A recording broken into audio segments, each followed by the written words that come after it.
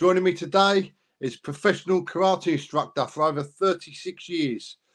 Holds the Hall of Fame awards and also presenter of the UK Martial Arts Show, Mr. Paul Barnett. Thanks for coming, Paul. Well, thanks for having me on here, Lee. How you doing today? You all right? That's a long time, is it? That's a long time, 36 years. But yeah, I organised the Hall of Fame in England, and with Bob.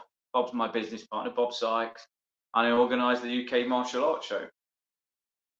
Paul, can I just start with obviously we've got quite a bit to go through, all your karate years, the Hall of Fame. You can tell us what that's about, and the UK Martial Arts Show, if we can go into a bit of depth with that. But first of all, could I just get a bit of history about yourself? Can we just roll back to the beginning, a little bit of where you was born and where you was brought up? So mainly around the Burton-on-Trent area in Staffordshire, but I don't live there now. I live in a village near Ashby-de-la-Zouch, which is northwest Leicestershire. Yeah, I'm 51 now. Yeah. So, what first inspired you or interested you into martial arts, Paul? Do you know what? Nothing really. I just saw a poster, and I was okay at sports, like every other lad. I played football and stuff. Then I saw a poster on a lamppost. Then I saw it again in a shop, like learn karate.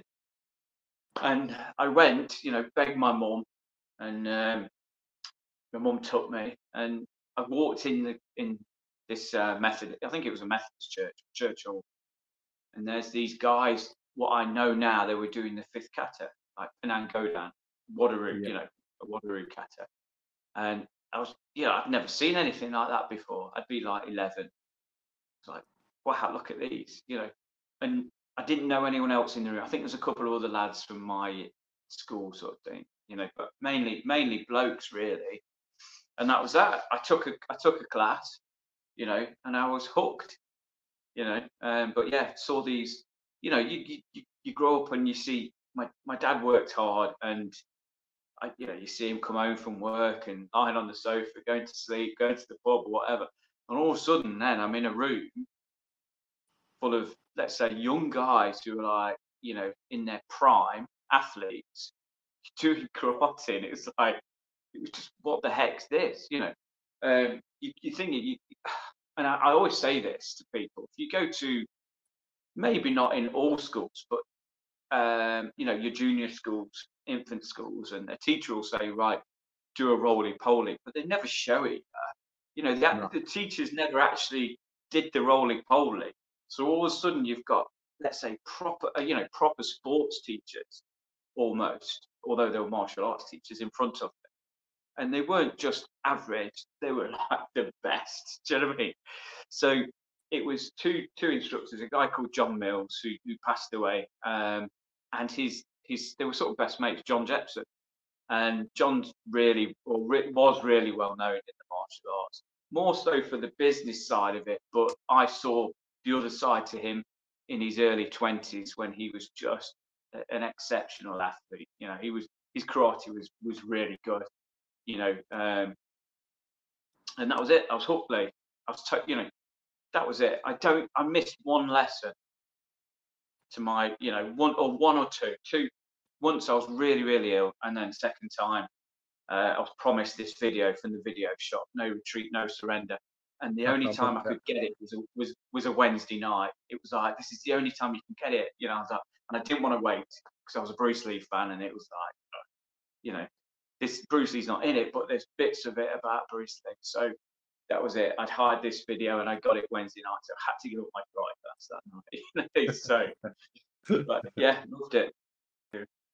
How did you find the discipline side, like the regimental side to it, when you first started? I was always quiet growing up. I literally didn't say much at all, really. So it was fine. I didn't speak. So I wasn't. I mean, I teach hundreds of kids now, and most martial arts teachers will tell you, a good lesson is where everyone's behaving themselves. The kids, especially in a kids class, not an adults class. But kids class, just like, or you go with the intention of teaching X, Y, and Z, and you've completed that. You come away and like, yeah, you know, I got everything that I planned to do that lesson, and everyone did it properly. You know, sometimes you can come away and it's like, oh, you know, what happened today? You know, you know, but luckily, you know, I do an hour class and then I move to another place. And most days I do 3 classes, some days 4. So I'll do, whether it's a 45-minute lesson or an hour, sometimes it varies. And you know, once I've done that class, I can switch off and go to another class. You know, so even if, you know, a kid plays up, and it's a shame. Like I stick to the traditional karate as well, you know, or traditional wateroo. All right, I spin off and do, you know, pad work or whatever, but I very rarely play games. You know, it will be, because if you do that, you're sort of making a rod for your own back. Do you know what I mean?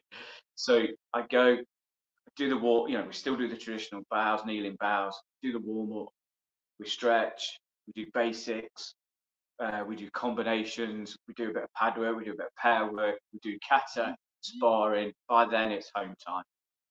So yeah, that's it. Sorry, long. So yeah, as far as the discipline thing, easy peasy.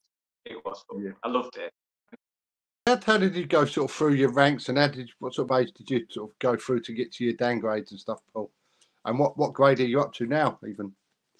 So this year I was awarded last year, sorry, I was awarded my 7th Dan by the British Karate Association.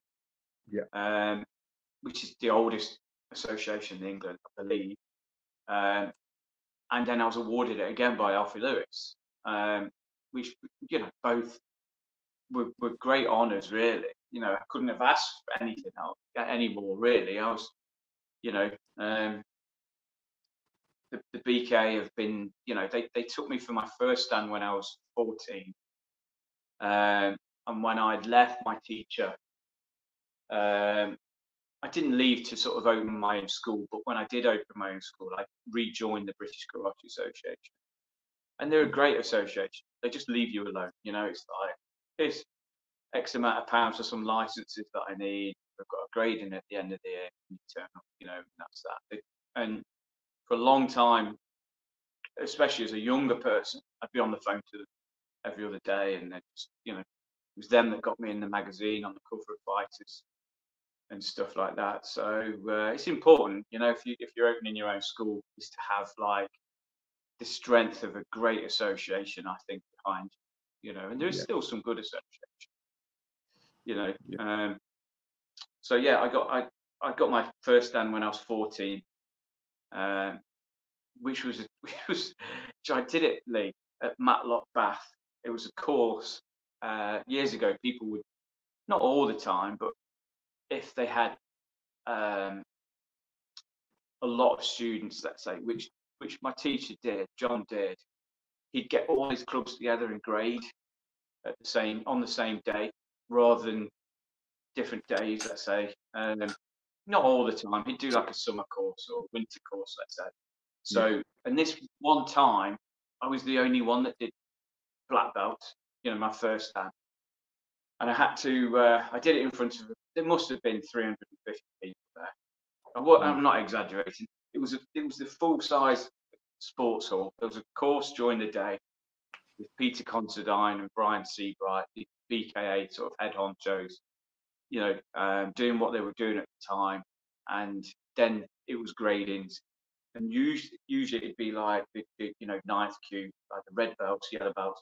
But they threw me in first. I think it was like, let's get it out of the way. So I was hoping everyone would have gone home by the time it was for me to grade, but I didn't. It was like to stand in front of, you know, 300 odd people, which was a bit daunting, to be fair.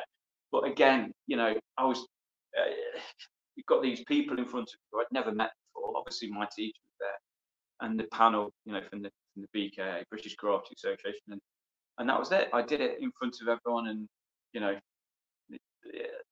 and then I sparred with Brian Seabright, who, if people know their sort of karate history, Brian was a great fighter. You know, he was more of a full contact fighter, and then he joined the BK. I think he originally was a boxer, then he went on to full contact, and you know, he was regarded as the British Benny the Jet, you know, and I'm having to fight this guy for my first stand, you know, so yeah, in front of 300 odd people, you know, it wasn't like, as a young man, as a 14-year-old, it was, you know, a bit daunting. We've got, and I still use the same people to grade my students. So Brian's coming down in a couple of weeks. We've got about 20 people doing their black belts, you know.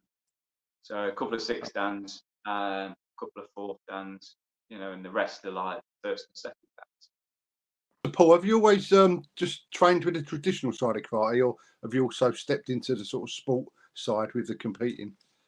No, I competed at the FSKs, which in the would be the, let's say, early 90s, which you had to adapt. You couldn't have turned up there in a white karate suit, you know, fighting like that, you know, fighting backwards and forwards. You'd have just got battered. So yeah, me and my mates used to train. We went up, you know, you see a few people, and it was Bob's Clash of the Titans videos and things like that. You'd see these great fighters, and you know, I had a decent background. So when I did compete, I always did okay, but there was always people above me that I knew I wouldn't beat, if that makes sense. Yeah. People like Brian Nelson, Tom Wynn, Joe Turney, they were all in the same weight division as me, and they were just, you know, next level. And I'm not afraid to say that, you know, they were damn good fighters. So I always have a laugh with Tom Wynn when I see him. Tom's like, oh, you were scared to fight me, Paul. I wasn't scared to fight you. It just didn't happen, you know. And I was a bit younger than Tom. I'd have given him a run for his money. But, you know, the result would have probably been like a foregone conclusion. Tom would have probably, yeah. Did you also compete in the kata at all, Paul, as well, or not? I did do kata competitions, and I probably should have done more because I'm decent at kata. You know, I probably should have done a little bit more. I did local competitions and won a few trophies. I mean, in the FSKs, I was actually ranked. I think I was ranked 4th for about 4 years in my weight division, 4 or 5 years. But you only had to win a few. You only had to be placed in a few tournaments to stay on that pedestal, if that makes sense. So it sounds better than what it actually was. You know, I'm not going to lie. But you know, I've still got the magazines with my name in there. You know, with all the other names in different weight divisions like Alfie Lewis, Kevin Bruton, and you know. So yeah, I'm quite proud of that. Yeah, you had quite a tough era, really, Paul, because there was a lot of good fighters around that time, wasn't there, for you? I think I was lucky, Lee, because I've just come out of I just caught the back end of, let's say, the old school training. So in my class was pretty much adults. And then things changed a little bit when the Karate Kid film came out, other stuff, and when instructors realised we can make a business out of this, you know, and we you know, then things changed a little bit, you know. So, but you know, I'd still tell stories from my sparring days in the 80s, you know, as many as I guess everyone that did martial arts in the 80s can tell stories. You know, everyone will have a story to tell. So, and it's a shame. I don't think the people training nowadays will have those same stories unless they're in unless they compete quite a lot. I think if they're in a run-of-the-mill school, let's say, which runs every day of the week, you know, you won't see you know, the last thing that school wants is injuries and black eyes and bloody noses, you know. So, but back then it was, you know, it was proud of your injuries. It's like, oh, look at this. I think the old health and safety stepped in a lot as well over here, isn't it now? Like years ago, I remember when I was a kid training, if you was messing about or not facing the right way, talking, you know, a front kick or something to you would be the sort of answer you'd get. Where now you wouldn't sort of get that now, would you? No. I've been hit hard over the years. I have, you know, but like I say, my sparring days have stopped. You know, occasionally I'll jump in and spar with, Yeah. you know, a couple of the kids. That's it. I don't spar anymore. No, very rarely will I, spar. So, yeah. So, Paul, what age did you start to teach? And then how did you get involved in the teaching? I was teaching for John from when I was about 14. From when I think 13 maybe. I was a purple belt. I remember teaching at Buxton at the Palace Hotel. Here's a guy, John used to have 80 students turn up on a Sunday morning in the beginners class, then 80 in the advanced class an hour later, all paying their £2. It was crazy. But John was very much like, "Oh, go down the front and teach kata." That was it. So, this, and I was shy at school. All of a sudden, the transition from being shy at school to teaching in front of all those people was quite, and no one really knew at school.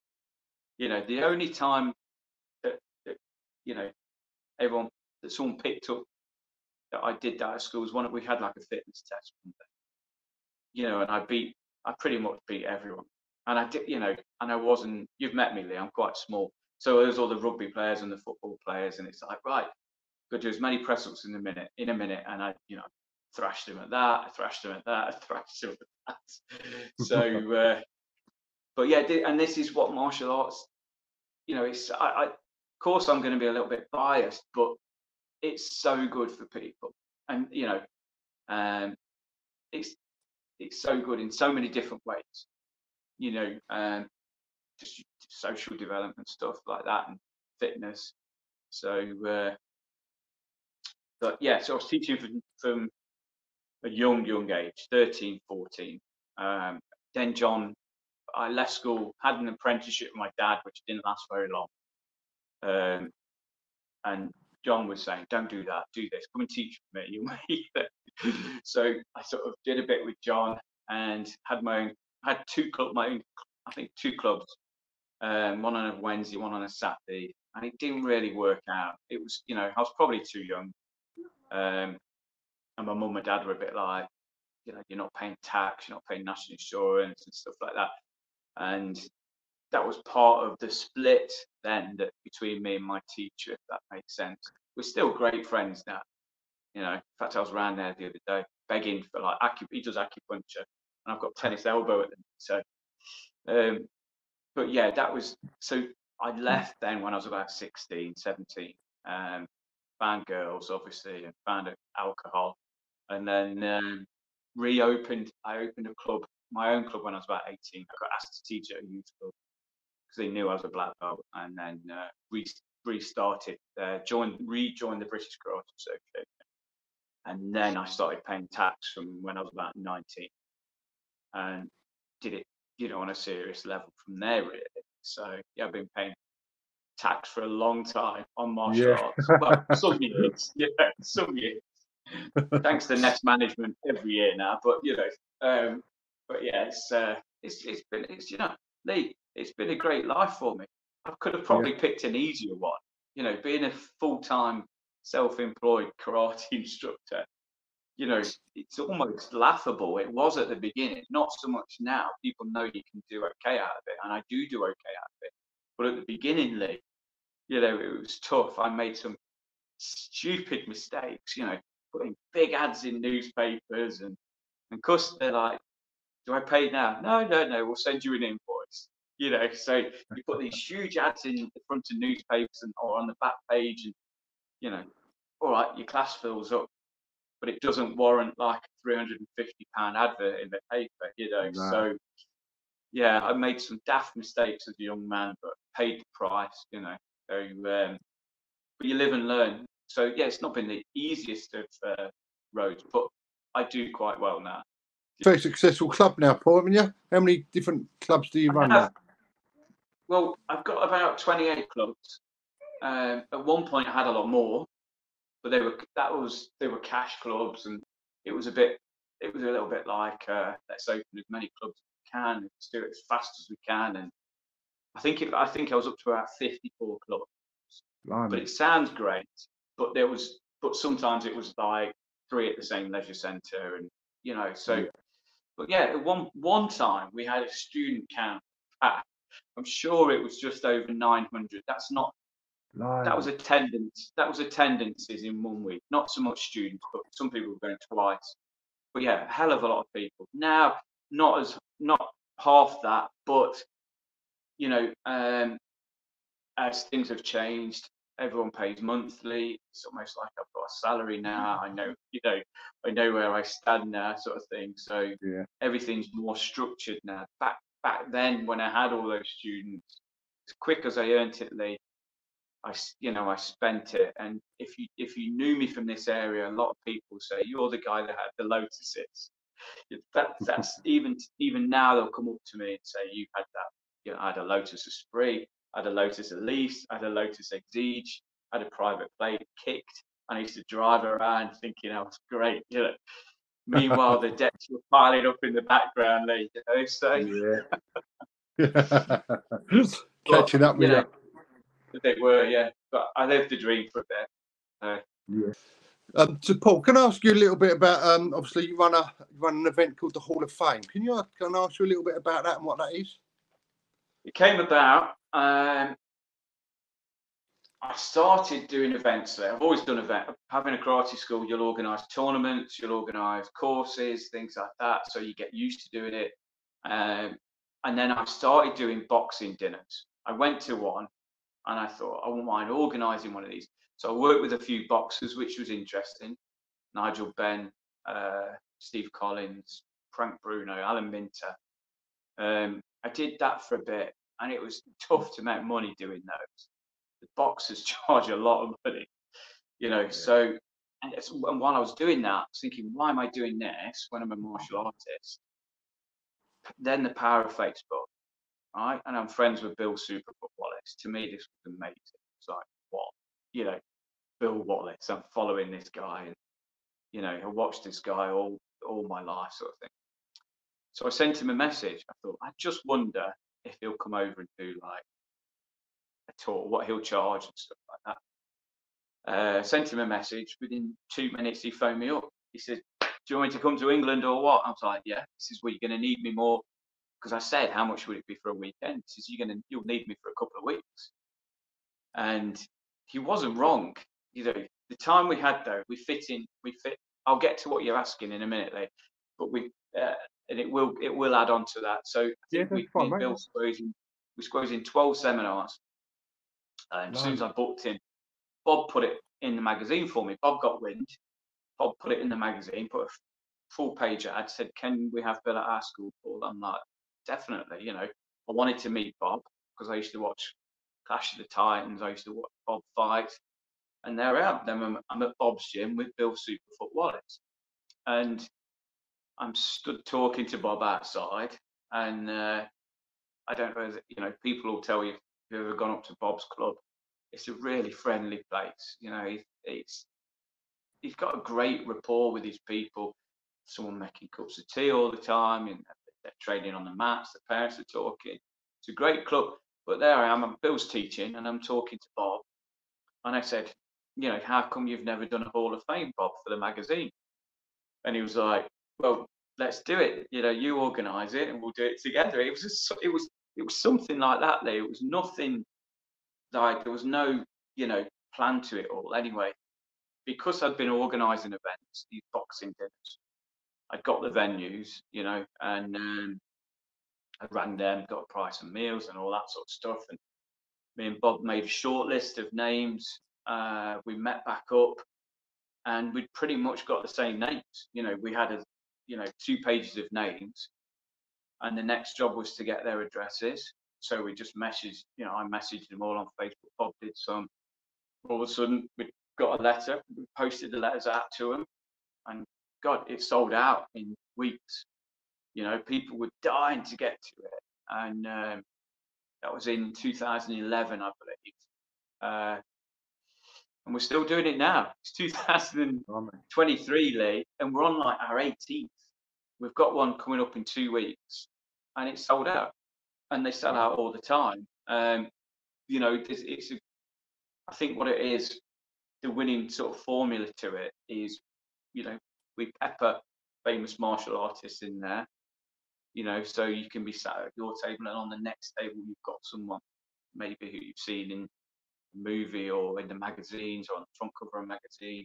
Obviously Bob's there, who's, you know, a bit of a character, and people get recognition for what they do, and not just. And it's originally the first one. Yeah, we had all like let's say the superstars of Great Britain, and I'm not saying it filters down to the smaller people, but from day one, me and Bob said, right, let's not just aim for.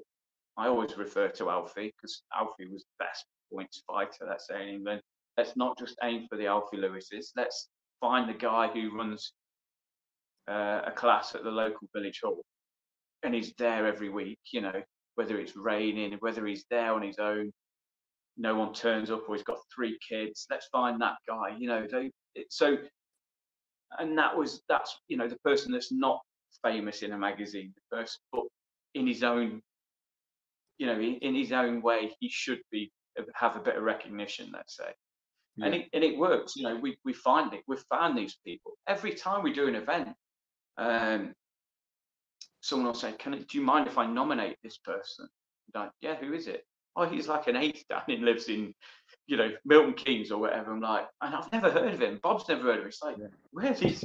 You know, every time there's hidden martial artists that we keep finding. You know, these almost like these gems. You know, and the one coming up's no different. You know, there's some fantastic people there. There's not been one that we've done that's been, you know, why did we do this?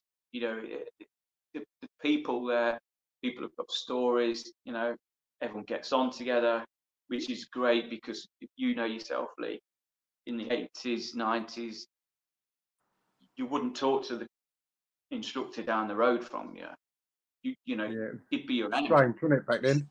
For some reason, the guy in a club down the road would be your enemy, you know, and if someone walked in and said, can I try your school? I tried that one, you'd probably bag him off, you know. The reality is, you think about it, it does you no favors, you know, does you no favors at all. I've been to, you know, with Bill, I've worked with Bill Wallace now for 12 years, well, I guess it would be 12 years, yeah. And I've arranged 180 seminars for him, Lee. Every time he comes, I think we've done 18 tours. We were talking about it the other week. Last time he came, sorry, not the other week. And so I've been to so many different schools in England and Ireland and Scotland and Wales. And you know what? There's not much difference from one to another. Do you know what I mean?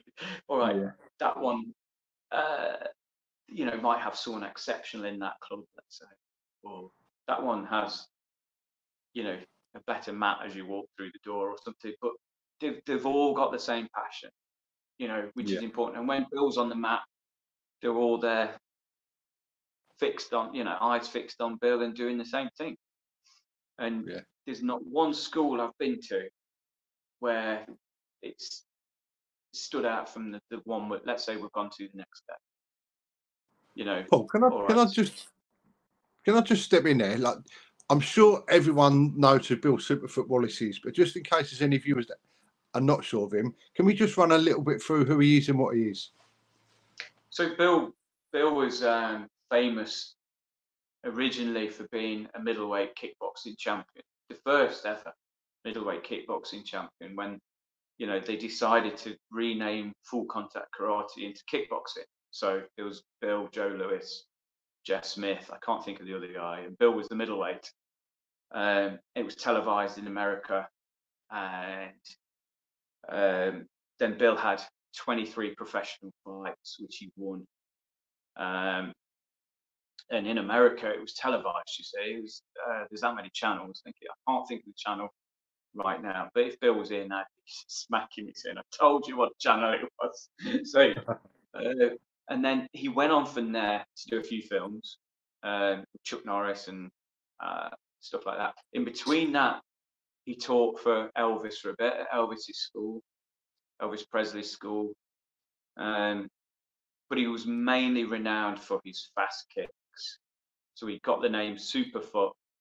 One of his coach named it him, basically.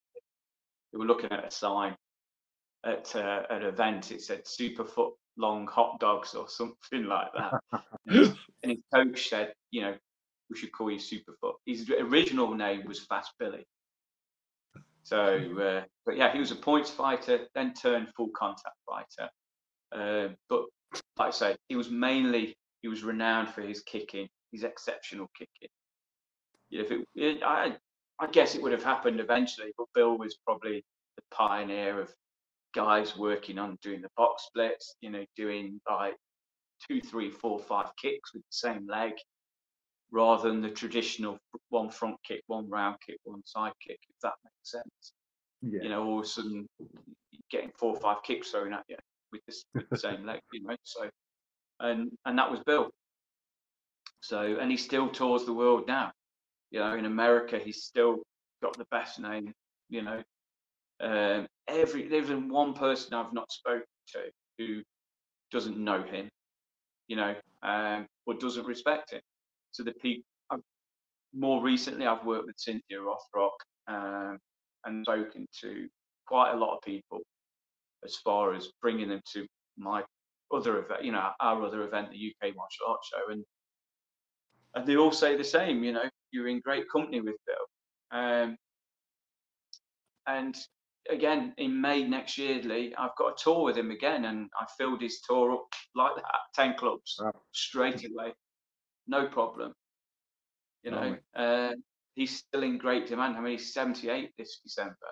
78. And Lee, when he comes, I have to sort of pinch myself and remind me, because let's say we'll drive to a club in Bristol.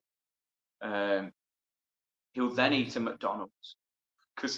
And Bill's theory is, if I eat McDonald's all the time, I won't get sick, because it's the same food as McDonald's. You know, it's the same everywhere, isn't it? So rather than me come to England and have a curry, let's say, and get a dicky tummy, he'll eat quite a lot of McDonald's, and he'll do his seminar. We'll get back in the car. He'll say, "Hey, why don't we stop at McDonald's again on the way back?" You know. So meanwhile, while he's teaching, sometimes I'll be asleep in the car, knackered from the travelling, and there's Bill doing a 2-3 hour seminar.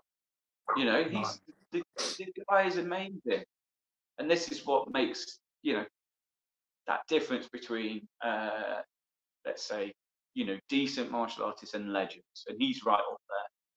You know, he's right up there. He'll come out of his seminar day, and he'll say, "Did you see any of it, Paul?" I'm like, "Yeah, I caught the last. What do you reckon? How was my technique?" It's like, what are you asking me? You're you know, you're Superfoot sort of thing. And he does a great seminar, you know, and he knows how to work the crowd, let's say. It's brilliant. What a character.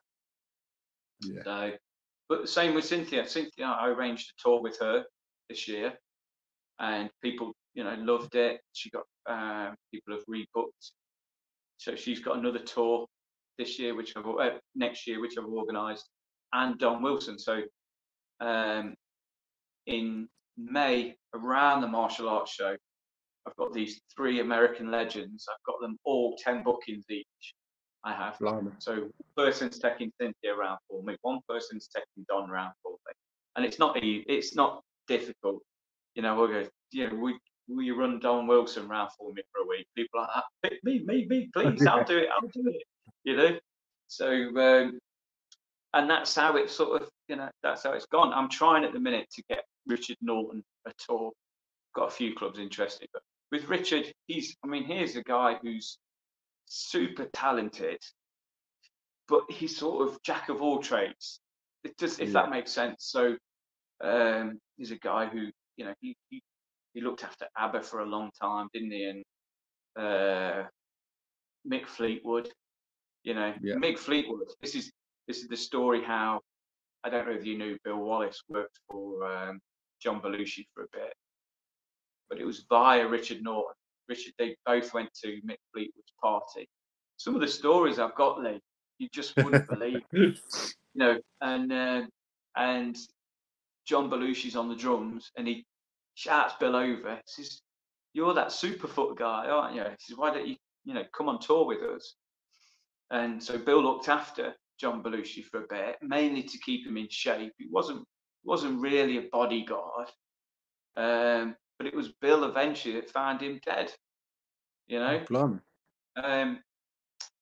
So he'd gone to wake him up one morning. That was his job: get him up, keep him, take him for a bit of exercise. And I think John had, overdosed or something like that. So but the stories these guys have got, they're unbelievable. Yeah. So anyway, I hope, going back to Richard Norton, I hope that people jump on that and take me up on getting him over from Australia to their school, because he's definitely got something to give. I think if any school owner was watching this as well, the school owners do well out of it. Not only do they get a martial art legend of the school, but they can make money out of it as well, Cool. and they get a bit of kudos in the local area, like with Bill, get the newspapers over. Here's a guy, who was the first ever kickboxer, middleweight kickboxer, has got connection with Elvis Presley. All of a sudden you've got 40, 50 people in your seminar league paying whatever, and the instructor does well, we get paid, and that's that. But you mentioned there, you mentioned the UK martial arts show where these people are going to be, where people can meet them. Can you tell us a little bit about the UK martial arts show, what it is, and how people get involved and everything that goes on there? So it's a little bit like an expo. We have different areas, Lee. Like say, you came this year, didn't you? So we have 4 or 5 areas, teaching areas. One area has, let's say, the legends teaching there. This year, is no different. I know in that legend zone, there's a group seminar with Bill Wallace teaching, Cynthia Rothrock teaching, and Don Wilson. They're doing it together. It doesn't get much better than that. In the morning on the same area, you've got Alfred Lewis teaching. Straight after that, you've got Aaron Gasser, the Ginger Ninja, the YouTube sensation. Yeah. After that, you've got Mark Stas, the Korean guy from Belgium, doing his wing flow system. That's just one area, so you can go and watch it, or you can actually join in. Then you've got different areas. So you've got like a combat area where there's more kickboxing. You've got like a self-defense zone. You've got a weapon zone. You've got more of a, then you've got like a traditional zone, like karate, let's say traditional arts, Tai Chi. And then we've got stage, which demonstrations all day, both days, back-to-back demonstrations, from 9:30 in the morning to 4:30 at night, in the afternoon, sorry. And a photo area where you can have your picture took with the people I've mentioned, get their autographs. And then there's the stands where you can get the latest equipment, let's say, or buy a book or whatever. So if you do martial arts, it's a great weekend for any martial artist. It's growing. It's a growing thing. We started it, and the Doncaster Dome where we do it is a massive place. And even if we have a few thousand in there, Lee, it still looks empty. so we just, come January, Lee, I'll start to stress. It's a hard thing to fill that room. It is, but it's all right. It pays dividends, and me and Bob do okay out of it. We'll do it for a few more years, I guess, and then let someone else do it. I can step down and say, I've done my bit for martial arts. It must take a lot of organisation, a lot of headaches, doesn't it, to run something that big? This year was a worry, Lee, because it landed on the King's coronation. Yeah. So we were like, oh my gosh, one, is the venue going to be open? They didn't even know, and so we kept selling tickets. But I think a lot of people are like, I ain't bothered about the coronation. I want to go and do this sort of thing. So, and it was, if you remember, Lee, you're from London anyway, aren't you? It was toned down a little bit, wasn't it? The coronation. It wasn't like, it wasn't in your face. It was okay.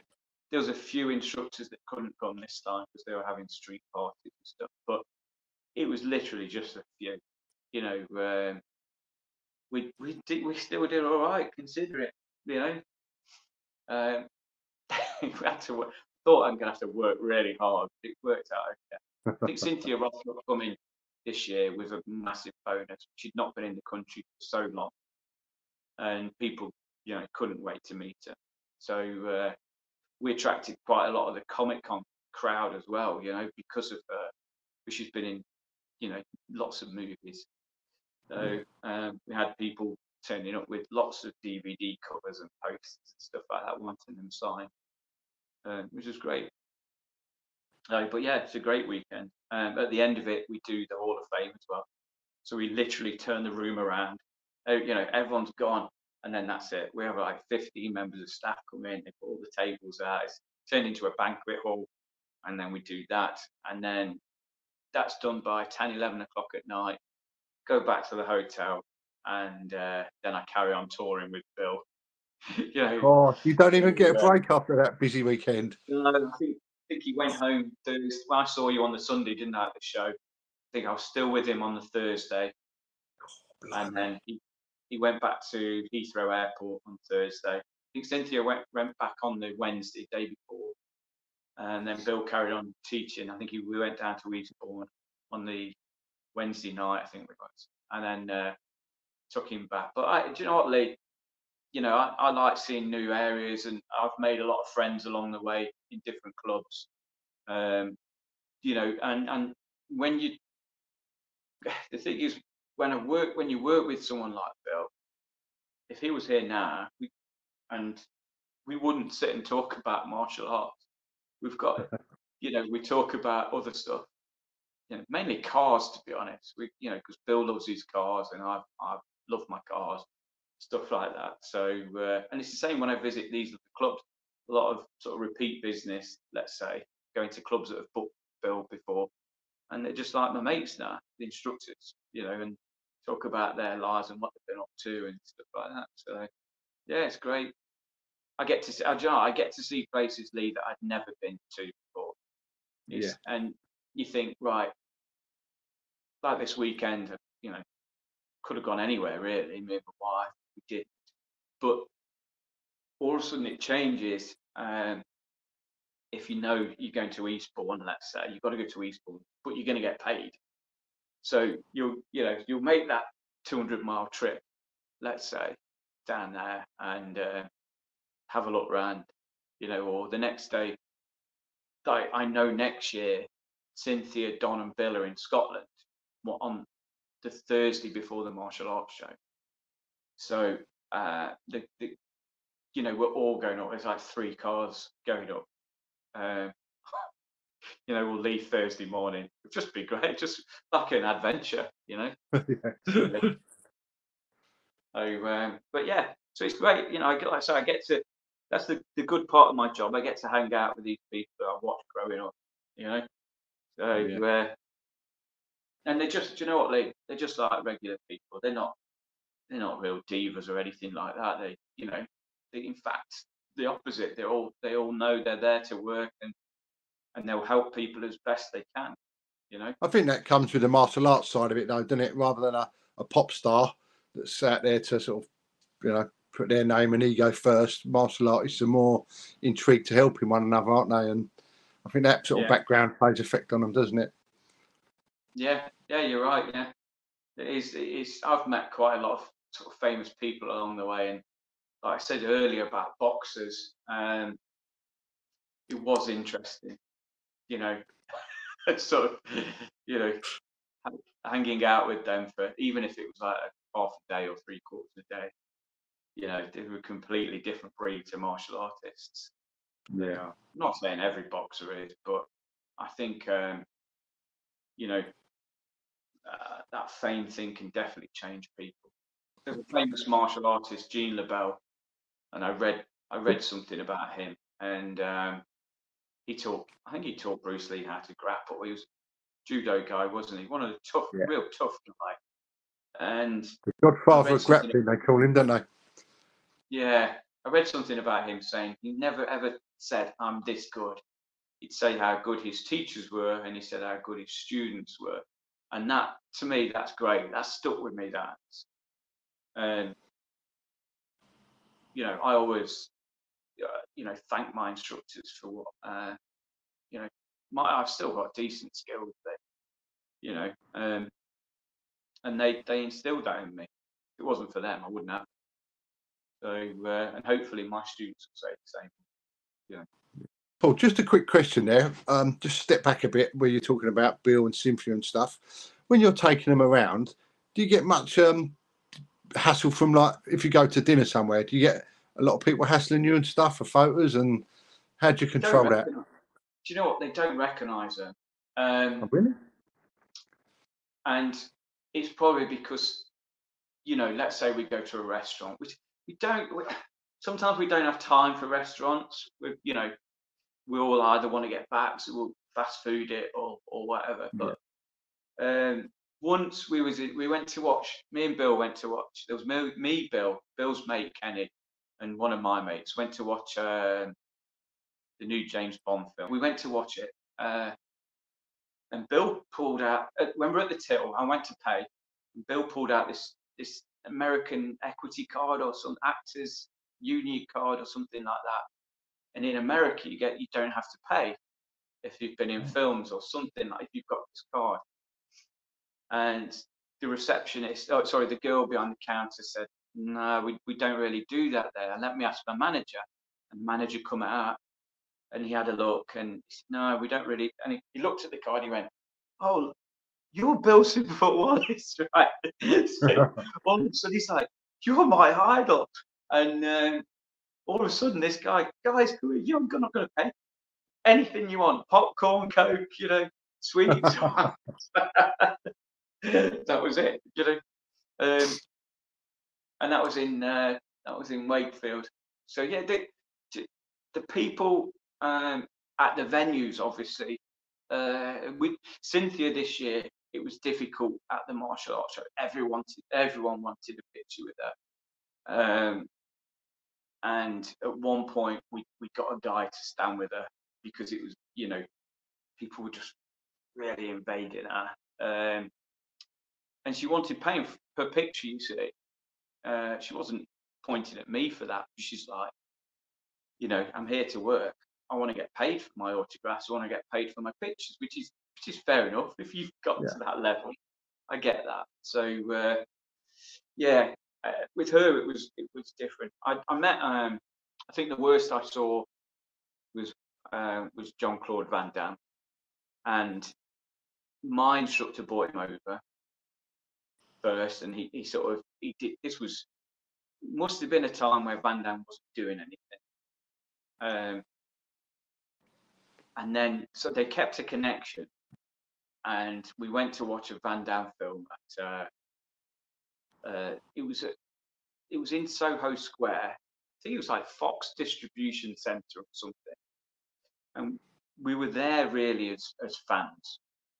My teacher rang me, said, Paul, can you get a coachload of people to come watch this Van Damme film? It's not that long ago. It was about 12 years ago. I'm sure it was 2010, something like that. And the film was Eagle Path, which never got released. Yeah, I've never heard of that one. Yeah, so we all went down on the coach. I'm like, yeah, no problems. I said, when is it? Tomorrow. Okay, so I'm on the phone all day we filled this coach, and there's Van Damme there. We watched this film, and we were there. There was investors on the front 2 rows. This small, really tiny cinema. It literally just fit us all in, really. And the purpose of it was for us to be sort of super fans, I think. But anyway, we got to have our picture took with him and chat with him after and stuff like that. But then people at the actual place that worked at this place soon found out that Van Damme was in the building. And then people from outside saw that Van Damme was in there. All of a sudden, wow, he's just surrounded by people, you know. And that's when, you know, you think, would I want to be famous? Would I want that constantly? Yeah. You know, constantly. I felt a bit sorry for him, to be fair. I didn't, you know. Yeah. But so no, I've not really had it with Bill. Cynthia, definitely. There was a little bit of that. So I mean, this year, sorry, next year we've got Cobra from the Gladiators coming. I think. Oh yeah. If it would have been 30 years ago, let's say 20, I don't know, was it 20, 25 years ago, Gladiators, I think would have probably needed security around Cobra, definitely from women. But he's changed a bit now, as Michael. You know. Yeah, we was going to do an great interview with him a little while ago. He's down our way, sort of over Bromley way, sort of that way, just in You Kent, actually isn't do it? one, did you? We haven't done it yet. It was my partner Roy. He's been talking to him. I think he lives local to him. So yeah, it was in. We've been spoke to him about it. Yeah. I heard years ago that he was a really nice guy, and I've spoke to him quite a lot recently. And he is. You know, you'll have a great time with him. So, but again, it comes from, you know, he's a martial artist. That's his background. Yeah, So, he was the one that used to do the spinning kick, wasn't he, at the beginning? That's it. Yeah. Yeah. That's it. Even my wife knows it. She's like, because she doesn't know who all these other people are I bring to my event. You see, she's like, when I told her, she's like, I know him. I actually know someone that's coming to your event. Paul, when is your next show, and where can people get tickets, and when can they get them? And May the 4th and 5th at the Doncaster Dome. If they go on the Facebook page, the UK Martial Arts Show, they'll get all the updates, who's coming, eventually the schedule, what demonstrations there are, who's making appearances, what days they'll be on, that sort of thing. And there'll be links on there.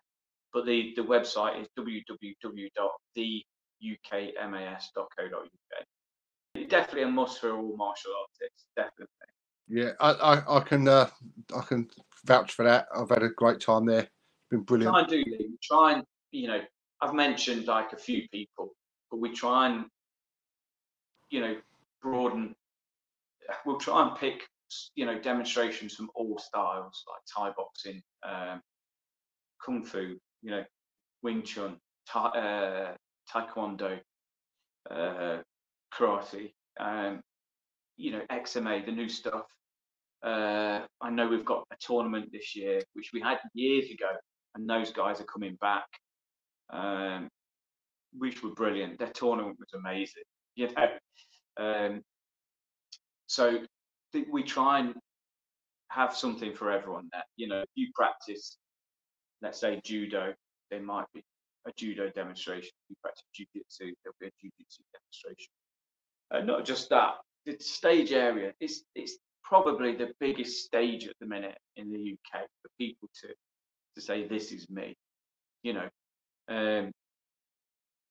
and there's probably 200-300 chairs around that stage. It's a huge area, and so people tend to come and they'll, you know, with their students or whatever, they'll give you know, their best demonstration, let's say. But even if you do kung fu, it's you know yourself, if you won't just look forward to the kung fu demonstrations, you'll look forward to the karate demonstration, you'll look forward to the taekwondo demonstrations, you know, tang soo do demonstrations.